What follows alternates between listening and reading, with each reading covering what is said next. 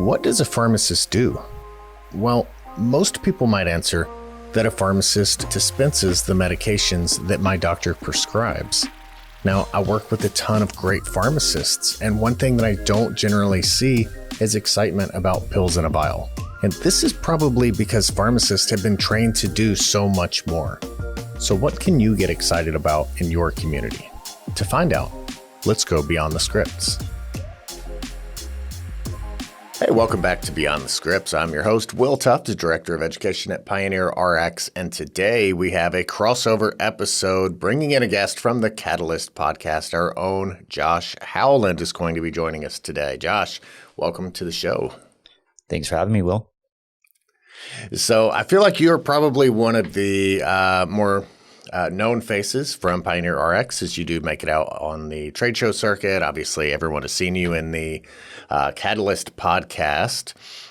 So tell me a little bit about what you do over at PioneerRx. It kind of runs the whole gamut these days. So I'm a pharmacist by training. So all of the clinical team, all two of them report to me today.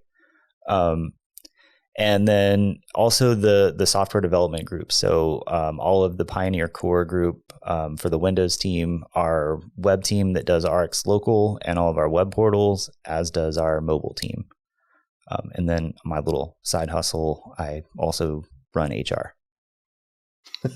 Okay, fun times. Many hats at PioneerRx often. So you mentioned that you're a pharmacist by trade. So tell me a little bit about that before we dive into PioneerRx specifically, because I think that really plays into, how you're able to kind of effectively implement many of those different hats into the day-to-day at Pioneer. Sure. I guess the easiest answer is I struggled a little bit with what I wanted to be when I grew up. So when I graduated from pharmacy school, actually coming out of pharmacy school, I had intended on going to law school afterward, did a law rotation and didn't like it at all. But I did a medication administration pilot for one of my rotations and I really liked it. So I worked for Walgreens for 2 years, knowing that it was a 2-year time until I'd had money to save to do my MBA. I worked for CVS on the Evil Empire side for a couple of years. I joke now that I'm doing penance for the things I did at CVS, specifically narrowing networks and specialty administration and pricing. So all the things that are kind of 4-letter words in the independent world right now. And then I finished my MBA and went over and took on some medication programs at DaVitaRx. So I did renal specialty care for about 5 years, and built programs to really integrate pharmacy, the dialysis unit, and the nephrologist, and really spread and share information. So what we did all day, every day, was care planning. Okay. And so when I came to Pioneer, I was initially hired to kind of bring in some specialty pharmacy capabilities. So that was care planning, URAC accreditation, ACHC accreditation, things like that. And then that just kind of morphed into what I do today. Nice. Okay. Well, that makes a little bit, that kind of connects some dots, makes a little bit of more sense there in that background where you actually got to see the chain retail side, but then also, have that really kind of insider look at how those chains are kind of working, both sides of the industry there to their benefit. Unfortunately, not to the benefit of all pharmacy.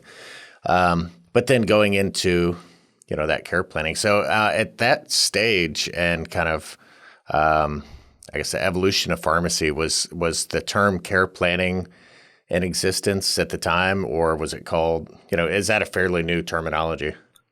So for pharmacists, it's fairly new. Well, for retail pharmacists, it's fairly new. Almost every medical profession on the planet's been doing some type of care planning for as long as there's been a profession. If you think about it, you don't really, your doctor doesn't say, here's your care plan, right? When you Right. go visit your doctor, they find out what's going on.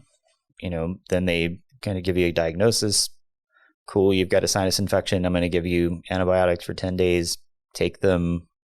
And if you don't feel better in 5 days, call me back, right? That's basically them summarizing their care plan for you. And when you're in a hospital, nurses have, prior to their shift, they do a handoff from, the night shift to the morning shift. That nurse will kind of go over all of the patients in that wing, what they've done, what's going on, what the next step, what's expected of those people during that day. That's transitioning the care plan, right? Occupational therapists do it, dentists do it. And to a degree, pharmacists did it all along. They're just really not used to documenting it at all.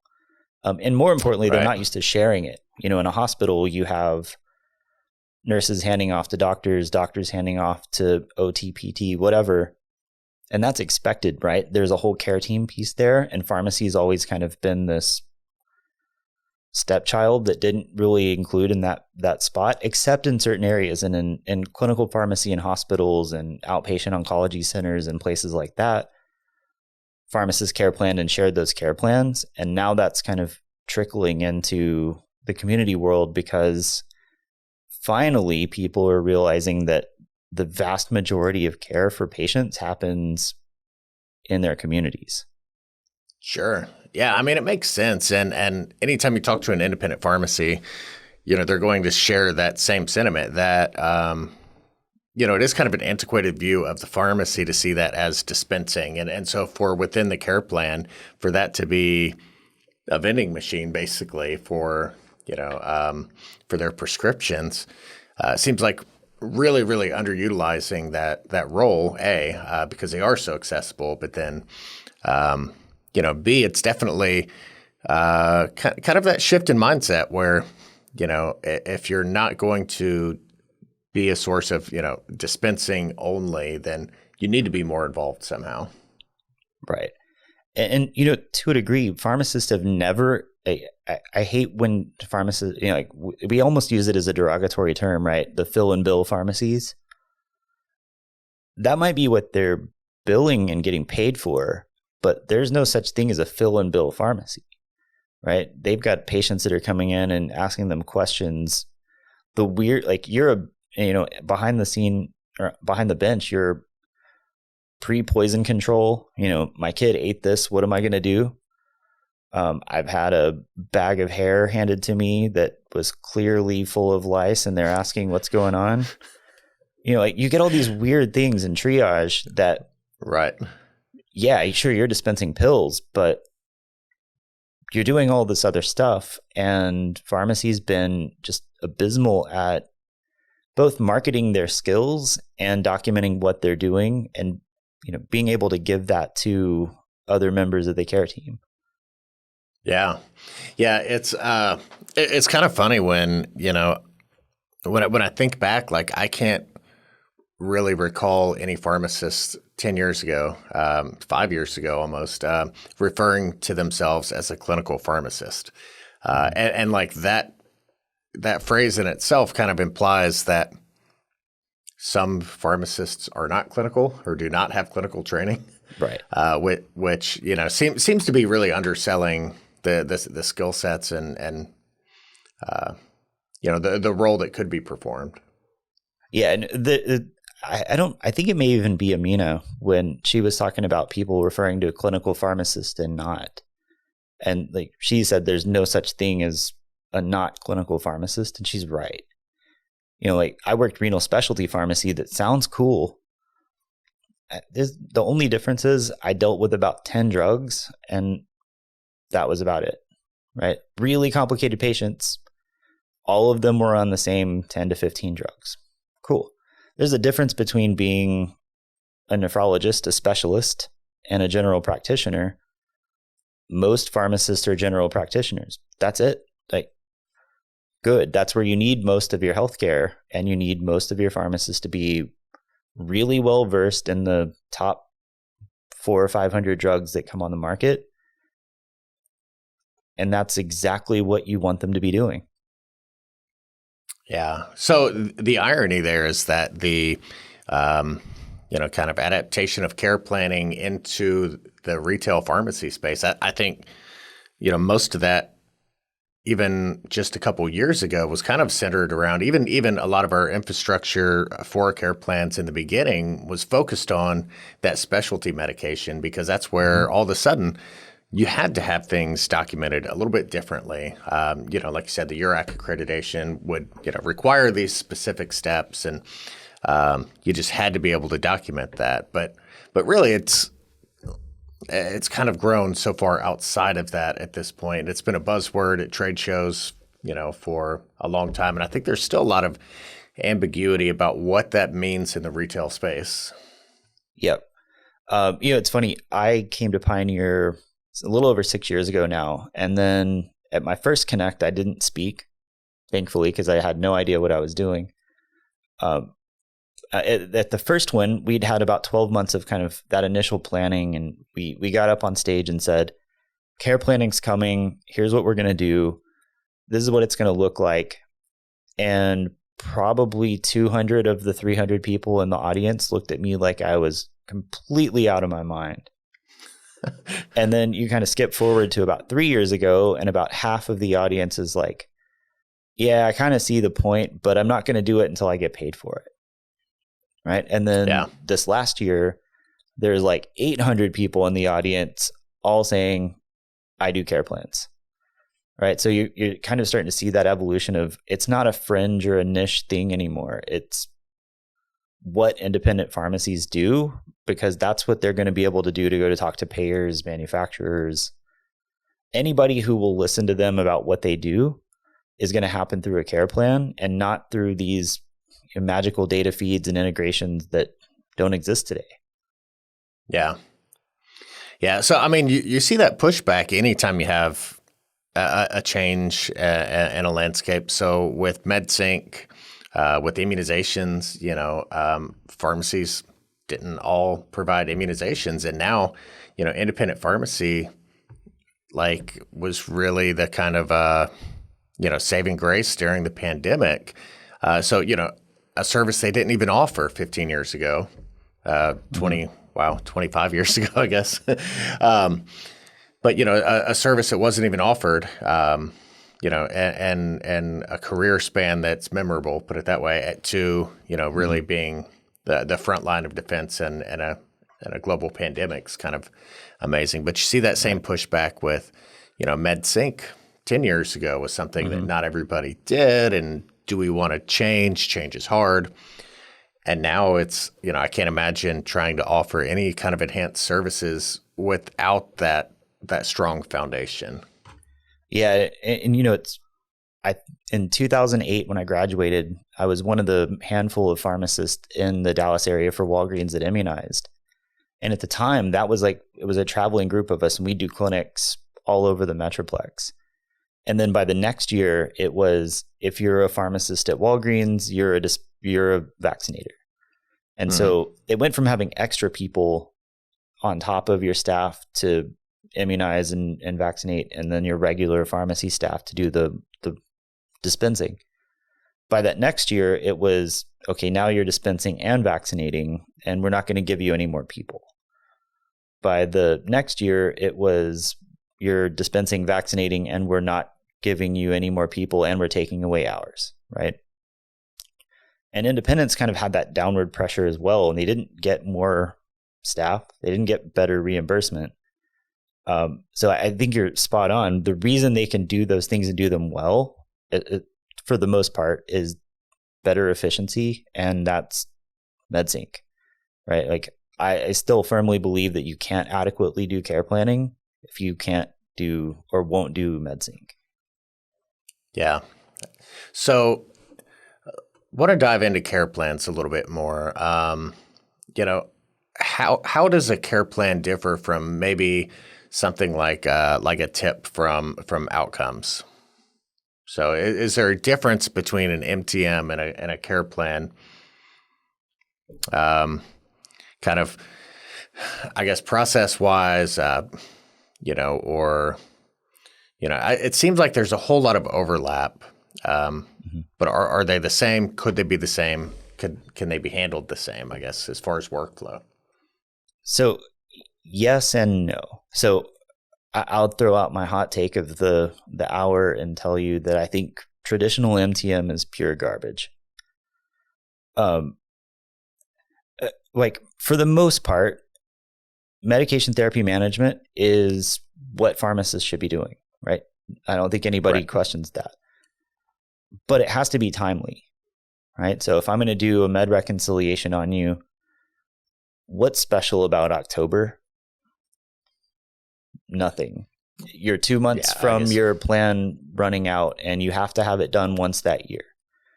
So it's not meaningful, right? If you didn't catch all the drug interactions that you saw for that patient between January and October, you've done no good. All you're doing is billing for that $50 that's required on the Medicare Part D plan. At its core, if MTM was what it should be, it would look a lot more like care planning, right? Same thing with MedSync. You talk to a patient every month, you identify a problem, you document the problem. That's care planning. If you do a tip, for the most part, the tip is just there's a less expensive option, or the patient's not taking the medication correctly and you're just doing a therapeutic interchange. Pharmacists do that all day, every day, Monday through Friday, sometimes on the weekends. Documenting that is part of the care plan, right? So there's nothing special inherently about saying I do care planning or I send it to whoever I send it to. The special part is being able to document the things that you do that are clinically relevant and timely for a patient when they're done, and the ability to share that with anybody else that can accept that care plan. That's it, right? Just documenting what a good pharmacist does every single day. Yeah. Yeah. And the thing is, if you think about it, if you're getting tips, especially for your own patients that, they're not adherent, if there's serious issues, serious enough that a payer is willing to send that down the chain and spend money in the process to correct an issue that's happening at your pharmacy, it seems like a very reactive approach to patient care. Mm-hmm. I mean, and the positive part about that is it shows that payers care about those things, right? I mean, having an adherence of 80% may or may not be a good measure of if the medication's working, right? If you take the medication 30% of the time and it works, who cares? If you take it 90% of the time and it doesn't work, you need to be on something different. But what the point of it is there's clear information that patients who take their medications and they take them correctly have better outcomes. And so payers are clearly incentivized to pay for services that make sure patients take their medications on time and correctly. It just so happens that right now, MTM and tips are the way that's their easiest avenue of getting that done. And so if we can give them better avenue with better results, they'll clearly go that path, right? I mean, if I could fix your problem in January and you have 11 months of adherence beyond that, that's better all day than fixing your problem in October and having 2 months until you're on the next plan. And unfortunately, insurances are incentivized to see people as being humans from January to January. And then on January 1, if you're not on that plan anymore, you're not their problem, right? So you have to be proactive about it. And if we can show payers and everybody else that there's a better, more efficient way of doing it, they'll absolutely switch. Yeah. Yeah. So I think it's one of those things too, we said with immunizations, we said with MedSync, but I remember, going in and installing pharmacies who were, on the fence about, should I be doing these, MTM actions that are coming in? And, it's a new process. I'm going to have somebody in a back office. I'm going to have to get clinical. So it was a lot of the same arguments for that. But yeah, I love the idea of addressing those issues within your pharmacy before you have those lagging indicators, and go ahead and create that plan in the pharmacy. So I think there's probably, I don't know, maybe a bit of murkiness for anybody who hasn't started doing care planning on the difference between some of those different things. So the patient's eCare plan is never going to be, well, I guess at some point it'll be finished, but as long as that's an active patient, that eCare plan continues to evolve. And then we can think of the smaller pieces that make up that eCare plan, right? So tell me a little bit about care actions and how that structure exists and the larger picture. Got it. So at its core, you're right. Your care plan is a living, breathing thing, right? So your care plan effectively starts the day I get you as a patient and stops the day you cease to be my patient for whatever reason that is, right? And so that's where everybody gets like, all right, well, I have to create a care plan. Well, no, if you do it right, Pioneer is going to create the vast majority of that care plan for you, right? You're going to update your allergies and health conditions. And if you document your care goals and actions as you go along, you're just building this living, breathing document. And when you send somebody, say it's CPESN or another payer or a doctor, an eCare plan, you're basically just saying, I'm taking a snapshot in time right now of everything that's ever happened to my patient up until now and sending it over. That sounds scary because that sounds like a lot of information. And in a lot of cases it is, but it's sent in standardized formats so that another computer can read it, right? So you're sending NDCs and SNOMED codes and international standards in a file that's also an international standard. So it makes it easier to share back and forth, but the data itself is just a point in time of what you've done to that patient up until now.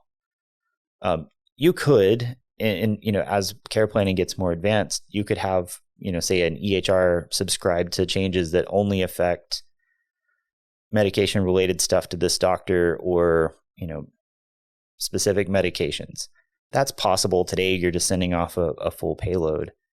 But what you really want to think about is when people in most independent pharmacies are talking about care planning, they're actually talking about the pieces that they affect in terms of a care goal and a care action, right? And the difference between a goal and an action, at least in the eCare plan standard, is the goal is an overarching thing, right? Say, I want to lose 10 pounds. That's a goal. Ideally, you make it kind of smart and say, I want to lose 10 pounds by August 1st. And then you have certain actions that go along with that goal that indicate steps along that path, right? So your first action might be enroll Josh in my Saturday morning weight loss class. Great. That's it. You have a goal, you have an action. If I wanted to send that to a payer to say I've done this, that is a full care plan at that point. And then you just keep building onto that and say the next week you had a new action, you did a one-on-one counseling session, you called the doctor to maybe add a drug or take away a drug as part of their weight loss journey. All of that keeps building onto what is the living care plan. Yeah. So it sounds like you're writing a book. It sounds like we've got the Josh Howland biography that we're writing at our pharmacy, and chapter 1, the weight loss journey is the goal, and then that chapter is going to have all the steps of that journey, every interaction that we've had, everything that we've done to help you achieve that goal, and then hopefully, the lab values to show the positive results of those actions and be able to really quantify the care that we're describing. Correct. Yep. And that's the part about it. When you start looking at all the components that exist in Pioneer for care planning, the biggest problem is you start looking at all of them in their discrete units, right? Like you look at the care plan and it's got demographics and allergies and health conditions and drugs and fill histories and goals and actions and labs. And it looks overwhelming. But the only part of that Pioneer doesn't build on its own is you describing the actions, right? So the outline's written for you. You just have to fill in the rest of the story. Yeah, and the rest of the story so often is, where that magic of independent pharmacy lives, where you have the pharmacy who's spending time, who's going to the patient's house to talk to them, who's pulling them aside and having a consult and reviewing their medications or talking about their monthly MedSync cycle and answering any questions. But so much of that, like so much of the magic that happens just kind of disappears into the ether. If it's not documented, it didn't happen, I guess. Right. And one of the things that I think is actually easier for a lot of independent community pharmacies to do in care planning is that they do spend a lot of time with their patients, right? I mean, imagine what care planning would look like when I was at the bench at Walgreens. My store filled about 700 scripts a day. My care plan would be gave Will drugs, done, right? I might have done a little bit of counseling in the drive-through, right? The bare minimum to get me by without getting in trouble from the state and me feeling good about remaining a pharmacist.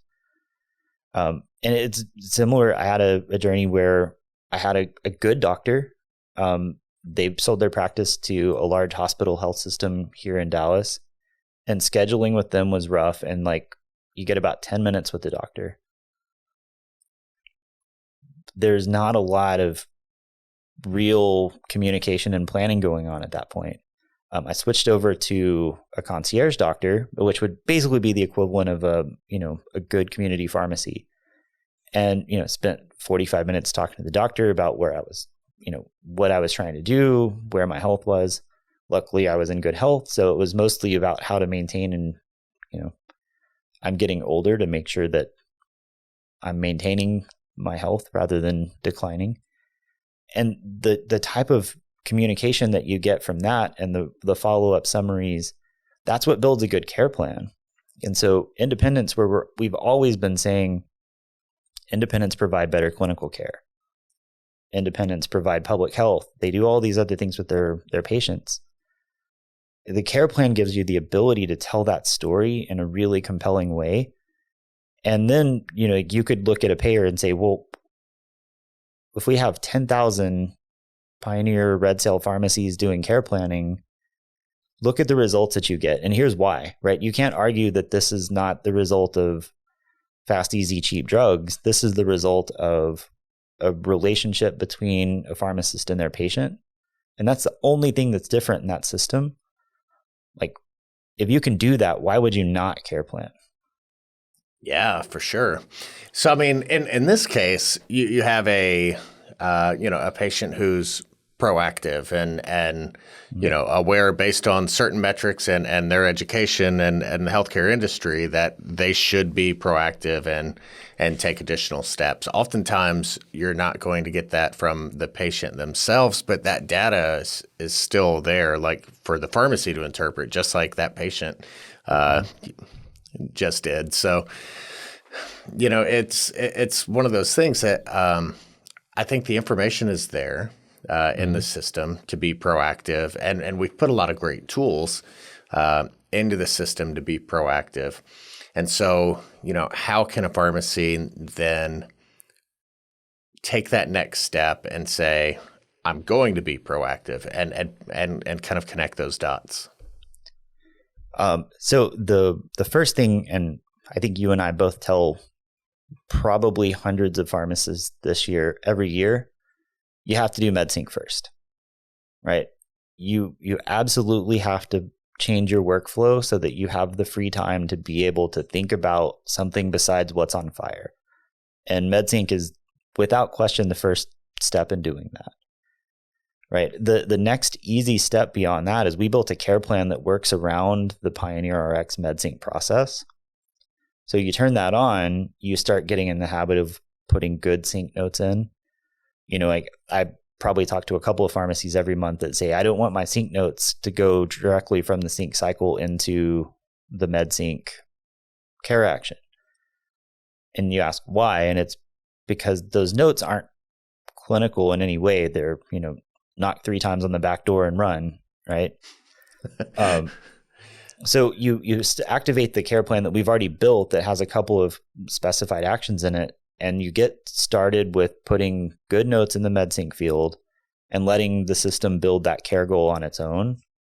And it's just like, exercise habits or any other habit that you build. It takes about 4 to 6 weeks before you stick with it and you start getting good at it.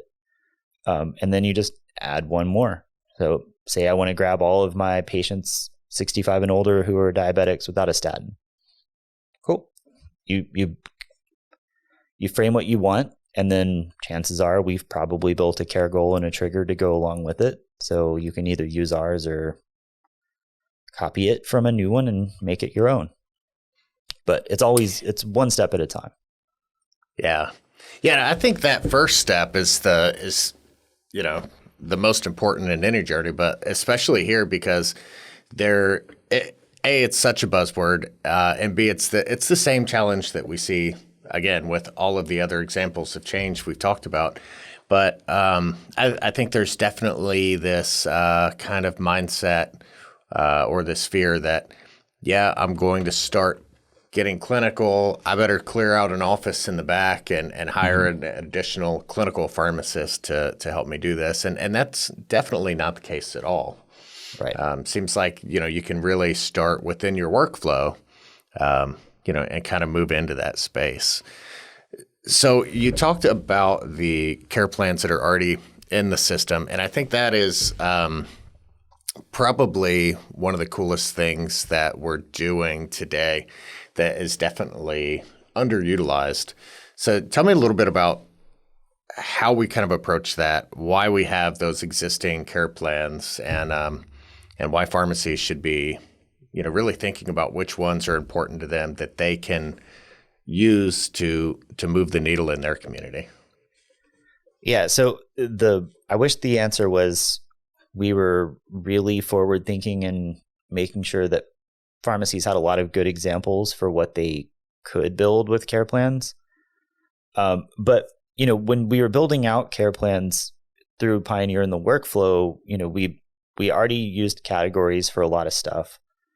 We'd historically used triggers primarily just for Rx edits, right? I mean, that's still probably their main function.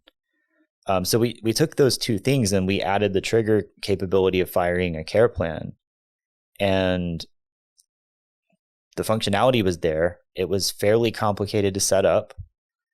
And when we rolled out the first generation of that feature, the first week there were like 0 care plans done, right?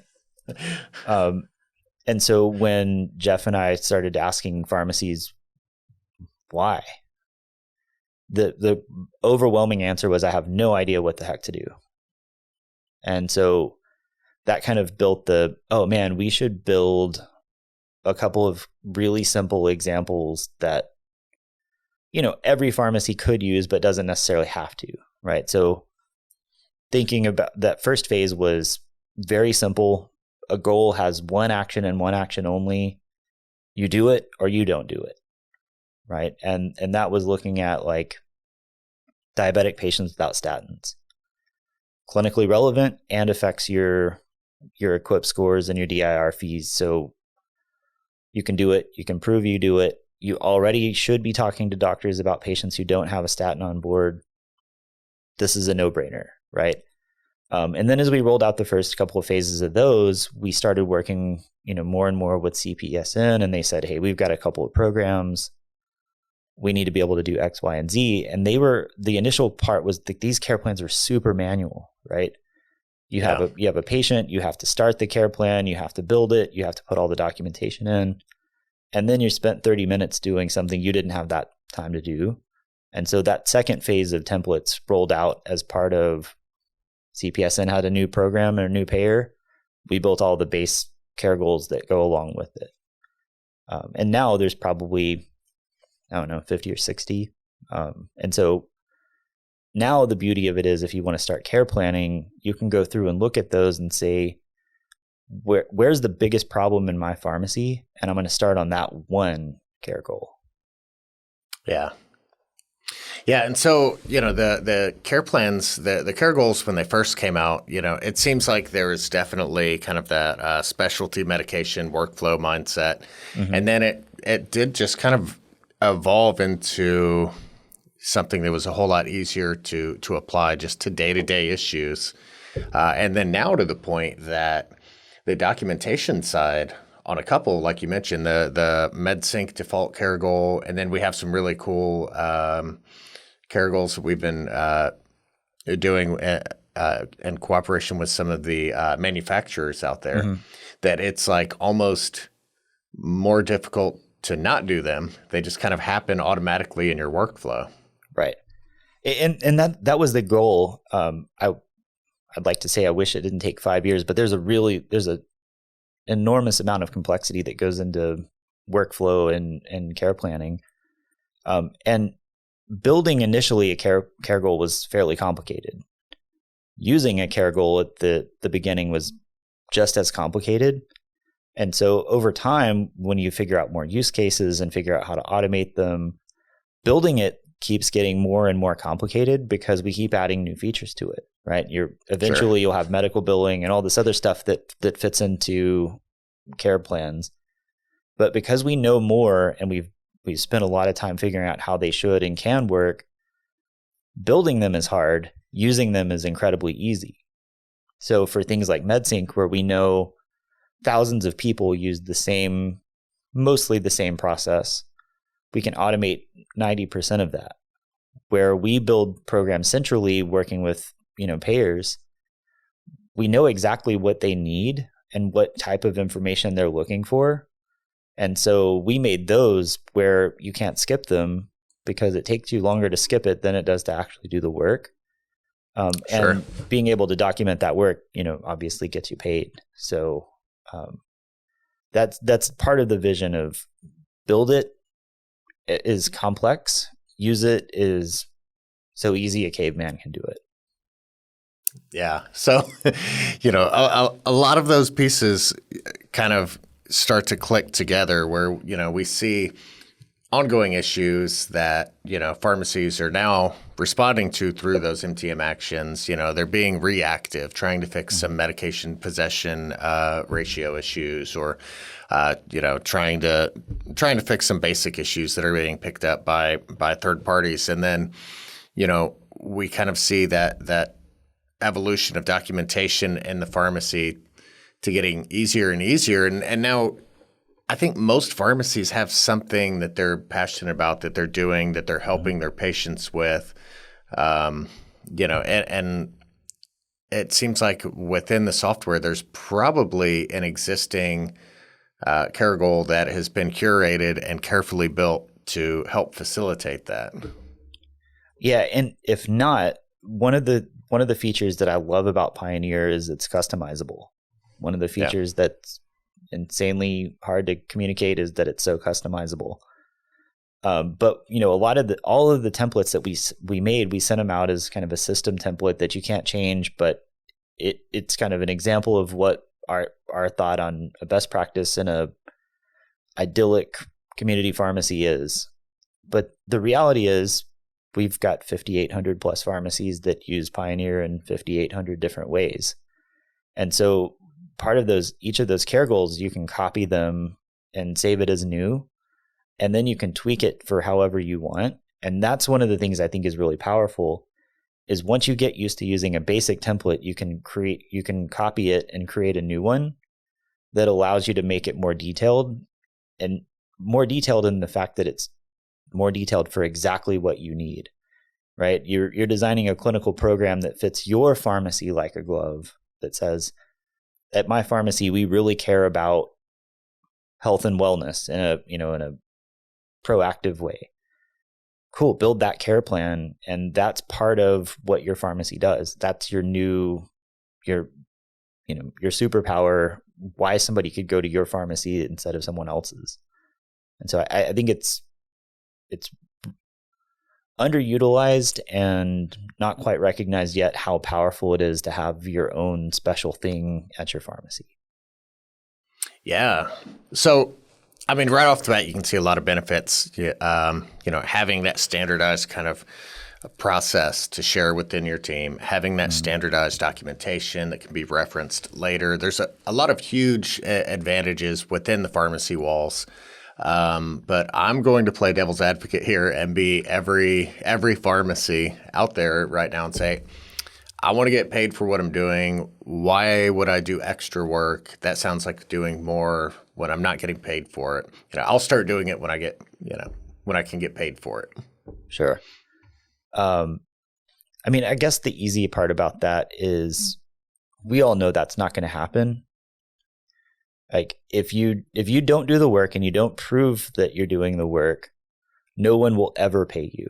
So in that scenario, the answer is, okay, cool. Then you're never going to get paid to do it. Right. And if that's the answer, independent pharmacy will be in a lot of trouble, right? Logistically, no one can compete with the Walmarts and the Amazons and getting packages to you fast, cheap, and next day, right? You also don't own 9,000 pharmacies, a PBM, and a health plan. So you can't control reimbursements and you can't control all these other things. So I'll do clinical services when I get paid for them. What you're really saying is I hope that the other 20,000 pharmacies that are independent in this country do that and you can tag along. Yeah. Because if too many people say, I'm not going to do this until I get paid, then nobody's going to get paid for it. Yeah. I mean, it's really hard to, ask payment anywhere, especially, in the medical arena where everything is standardized and coded for, ask to be paid for services that are not documented and, coded. Well, so, and for probably worse, pharmacy has built a reputation of being immediately accessible and free. And that's the perception, right? Like you would never walk into your doctor's office on a random Tuesday at 2:00 in the afternoon and say, hey doc, what's going on with this? And show him your arm, right? Never happened. Right. Not for free anyway. And so pharmacy has this perception of quick, available, and free. In order to change that perception, you have to do something different. And part of that difference is being able to document what you've done and then measure the success of what that means, right? You may still not necessarily charge patients to come in and talk to them about, smoking cessation or whatever else, but you should be able to prove to their payers that that service is worth a lot of money, right? Smoking cessation, paying a pharmacist is infinitesimally small compared to treatment for lung cancer, right? And so if you can measure that and report all of that back to a payer on a bigger scale, and that's been a big problem for independent pharmacy for a long time, is when Bob's Pharmacy goes to talk to the payer down the road and says, hey, when your patients come to me, they get better. And the payer says, I believe you. That's great. You can serve 1,500 of my 200,000 patients. It's not scalable, right? Right. So what, a group of pharmacies that use Pioneer and care planning, or, now even Red Sale and care planning, you can go to a payer and say 10,000 pharmacies that can serve, 150 million Americans can do these things and do them well, and they're worth X dollars. That changes the game, right? And you just can't have people saying, I'm going to opt out and I'll do this when I get paid. Yeah. We have to change people's minds and perceptions of what pharmacy is. Yeah. What's wild is, you see pharmacies that have been laser focused and watching their QUIP scores, communicating with physicians and helping physicians meet, their metrics.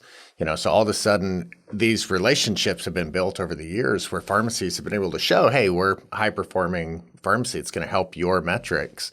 and it's a win-win situation.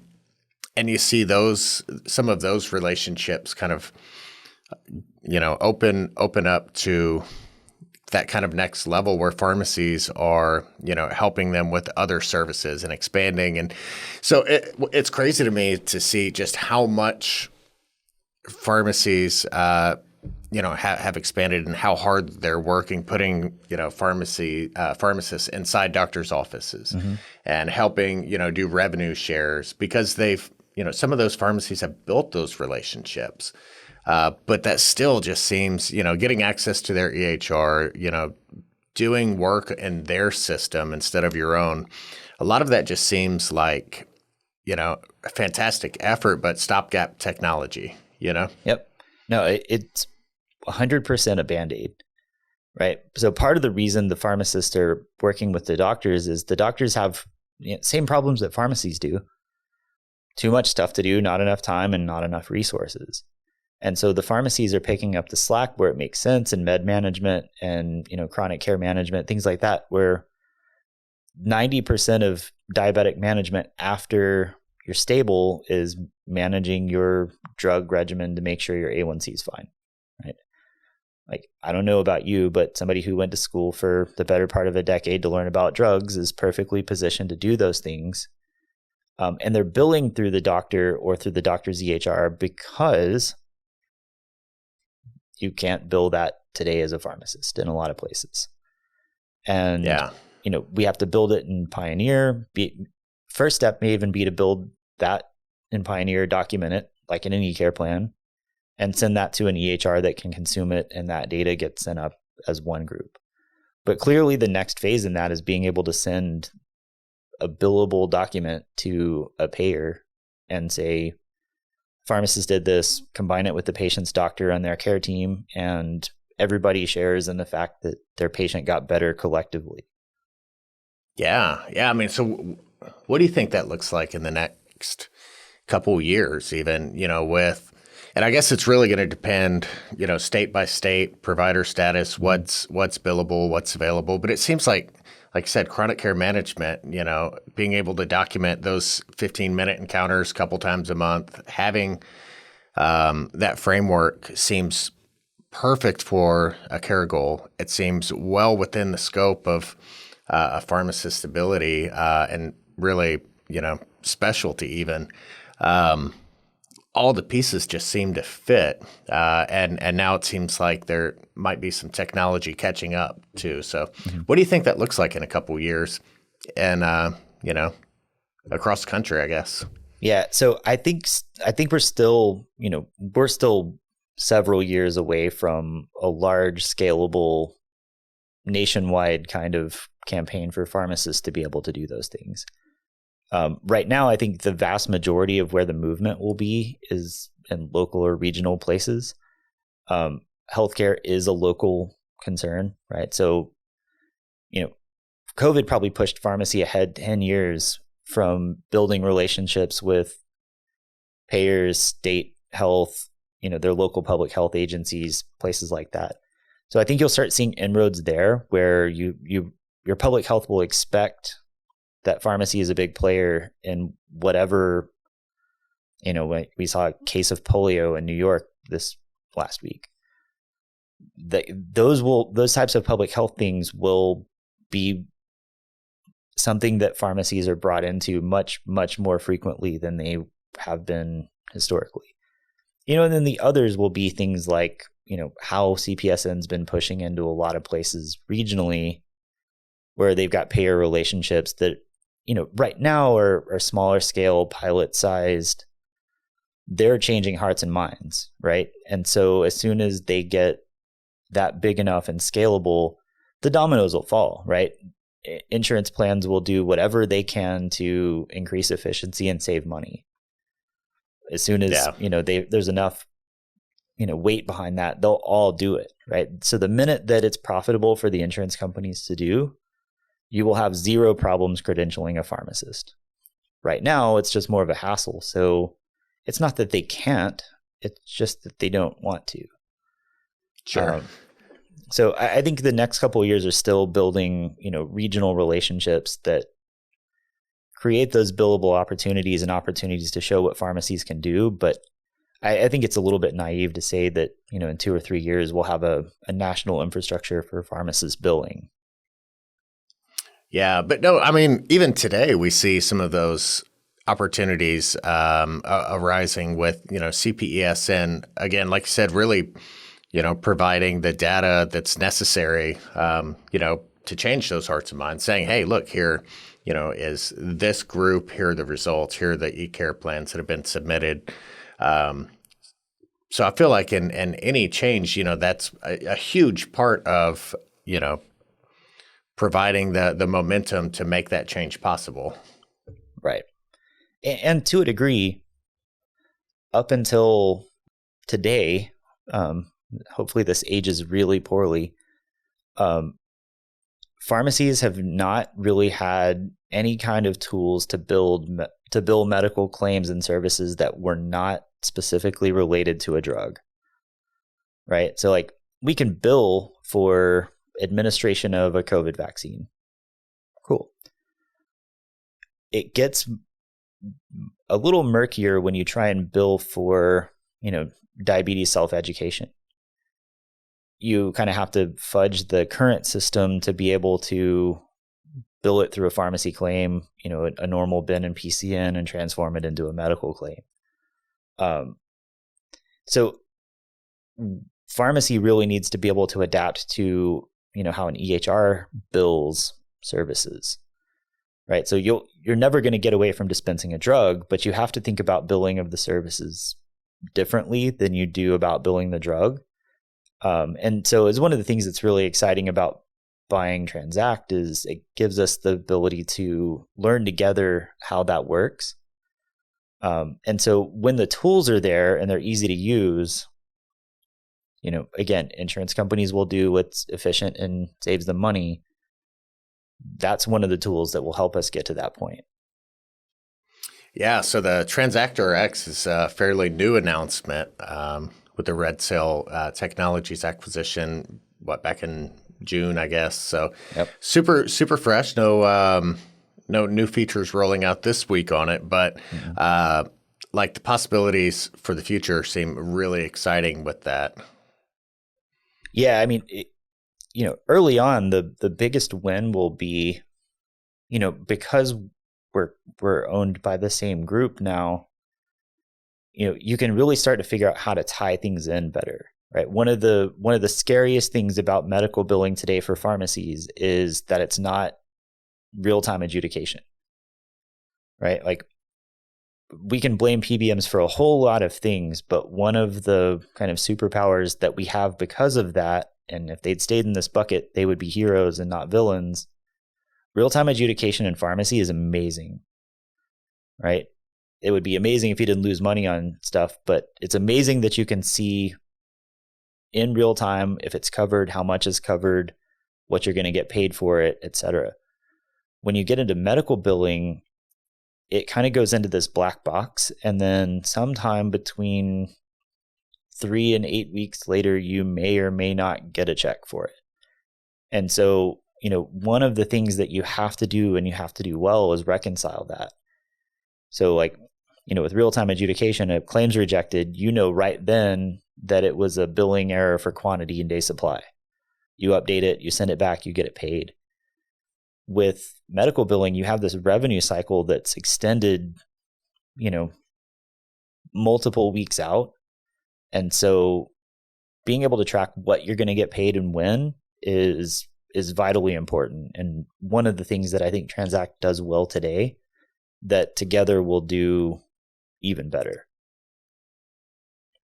Nice. So how, I guess it's still early in the picture, but like, what do you think that looks like in normal workflow for a pharmacy? So, I mean, one of the cool things about the care goals now is that those have been implemented into normal workflow. So when you're working on that patient, while you're talking to that patient, or while you're planning the MedSync pickup appointment, you're able to address a lot of those goals and move those care actions towards completion of the goal. Like, where do you see, the billing element being implemented into that? Does that go out with a claim? Does that go out with an eCare plan submission? And where's that even go? So I think if, I guess, again, if I do my job the way I want to do it, at the end of the day, I don't want a pharmacist to have to think about where the billing is going, right? I mean, today, the thought process is I put in the BIN and PCN on the patient's third party, and every prescription I bill after that, I don't think about it, right? It goes. Obviously, with secondary things and coupons, you have some edge cases that you have to pay attention to, but the bulk of the thing is you hit F12, a claim goes away, and in an ideal world, a paid claim comes back and you make a good margin off of it. So that's the goal with Transact in general, right? If I have a product, I bill it. I want to bill it to the place where I'm going to make the best possible money from it. And so, for example, for a vaccine, you may bill the product to the PBM and you may bill the medical insurance for an administration fee. I don't want you to think about that.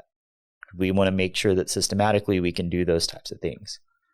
And then the other part is for items that aren't prescription related, like a service or, something that's cognitive, the medical billing is a perfect place to generate from the eCare plan.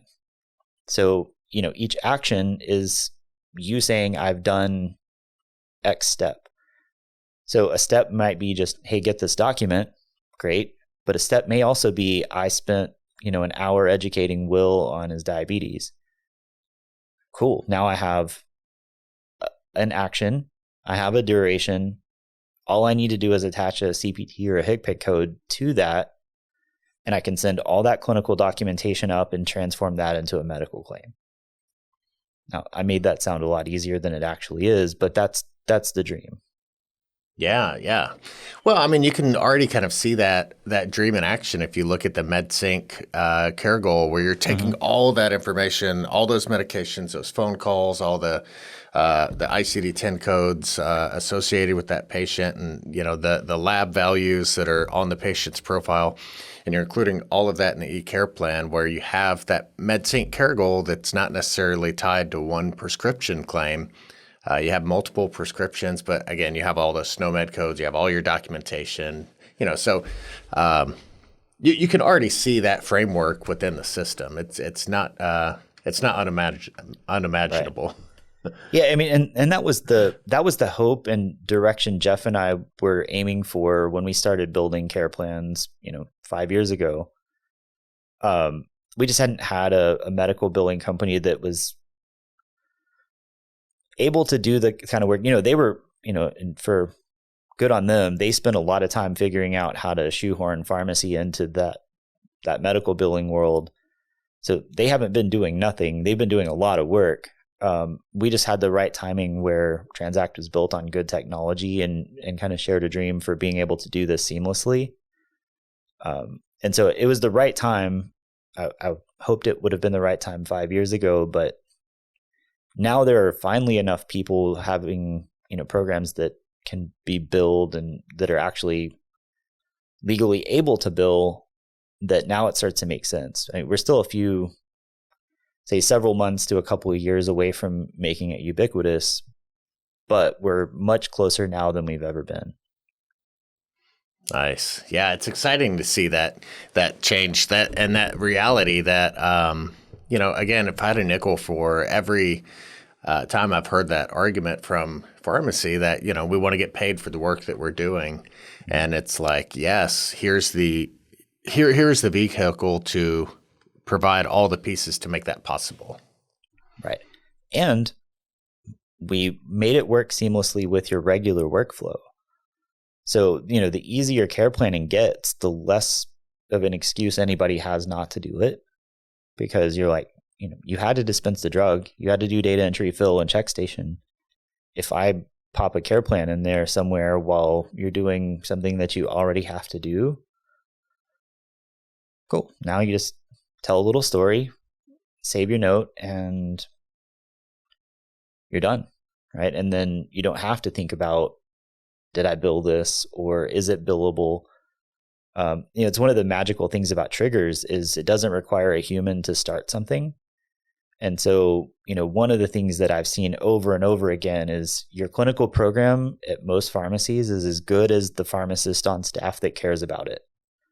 Yeah. Right. And so putting all of those things together, care plans, medical billing, triggers, and categories, it means that the things that you do automatically, you don't have to think about, can it be billed? Should it be billed? The system will do it for you. Yeah. Yeah. I mean, it's such, that process of setting those up to introduce into workflow automatically can be, very, I don't know, very linear. You can share your logic with the system and say, hey, for these scenarios, when these conditions are met, I want you to trigger this set of instructions and kind of vessel for my team to document this interaction. And it really can be just that practical, I think anytime you have a new term, like care planning or med sync or, becoming, an immunization icon in your community, as a lot of our pharmacists have in the past couple of years, it could seem scary, but, once you're doing it practically, I think that takes a lot of the anxiety out of it. Yeah, and I regularly argue that most of these pharmacies are doing it already. It's just getting in the habit of putting in a note when they've done it, right? So, a lot of times in pharmacies say, I want to start care planning. My first question is, what do you want to do? And you have to have some kind of vision for that of like, all right, if you want to be the best at immunizing in your neighborhood, you have a plan for doing that, right?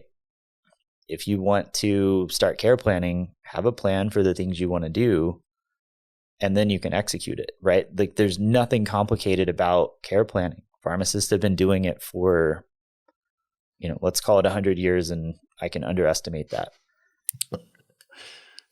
The magic is just getting in the habit of documenting it, right? And that's not hard. Right? All of us learned in pharmacy school how to write a SOAP note. That wasn't fun, but a care plan takes 10 seconds. It's really, it's really a no-brainer once you get it set up and you have your vision really detailed and planned. Oh, dude, and I would argue that so many of our pharmacies, if you go to the comments area of their patients, right, they are care planning to some degree. They're just doing it on Scratchpad. They're doing it somewhere that's not able to to share what they're doing. Right. Yeah. The Post-it note care plan. Yeah, that's it. Yep. All right. So almost out of time. What else is exciting, man? What do you see coming in 2023 besides supply chain? Like we both just spent a couple of weeks on the road for trade shows, you more than me. I think the next thing that's coming is kind of this weird optimism. Pharmacy's been kind of that sad puppy dog that's been kicked a few times over the last few years. And, I think I talked to a lot of pharmacists in the last couple of weeks who are weirdly optimistic about what their future looks like. I've seen more novel pharmacy types go out, like Blueberry that doesn't take insurance. And, you have like your Terrytowns who did like an insane amount of COVID vaccines, and, like Eric's Pharmacy in Pennsylvania, like these guys are doing stuff that if you asked them 2 years ago if they could do it, they would have laughed in your face. And now they not only do it, but they're good at it. And the side effect of that is they've got great relationships with public health and their doctors in their neighborhoods and their school districts. So I hope what we see in the next couple of years, outside of, a couple hundred more features out of Pioneer every year, is this pharmacy being good at marketing their skills and telling everybody who will listen what they're good at. I think if we do that, you have this real chance of proving that independent community pharmacy is as good as we've all said it was for, the last 10 years. Yeah, for sure, man. There was definitely, an elevated sense of optimism. Every trade show I went to over the past few months that, I think everyone was, happy to be traveling and seeing their peers again. But there's definitely a bit of optimism and maybe re-energized sense of purpose, if nothing else, if that makes sense. Yeah, I think it's been a long time since you saw pharmacists make the news for anything other than, one of the big three retail chains did something wildly stupid. Yeah. Or, even before, like if you looked at when you watch your local news and they're talking about a pharmacy, what's the image that they always show? A dude with a counting tray and two hands, right? I was going with that, or like a long drive-through line. Right. So like they're talking about the pharmacy or the pharmacist, and they've got a camera on a counting tray and a person counting by fives. What I saw different through the pandemic was when they were talking to pharmacies and pharmacists, they actually had a real human that they were talking to. We saw hundreds of those on, Facebook and LinkedIn for Pioneer Pharmacies that were like a real person talking to a news anchor and not showing a counting tray. I think that alone is showing a massive shift in the kind of credibility pharmacy bought in the last 2 years. Yeah.